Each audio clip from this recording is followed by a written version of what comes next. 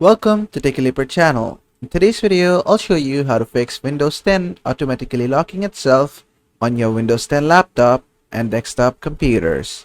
Now, at first, what you have to do is just go to your search and type for settings.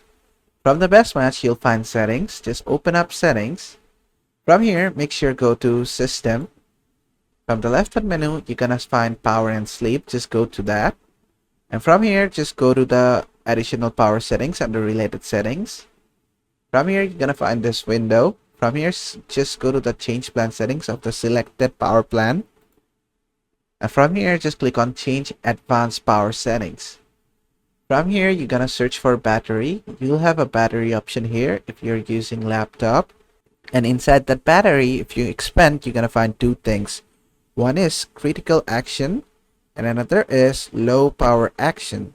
So for the critical option, set the plugged in to nothing. And for the low power action mode, set the plugged in as well as on battery both to nothing. After that, just click on OK, apply, and just exit everything. And then just go ahead and restart your computer or your laptop. And after that, your problem should be fixed.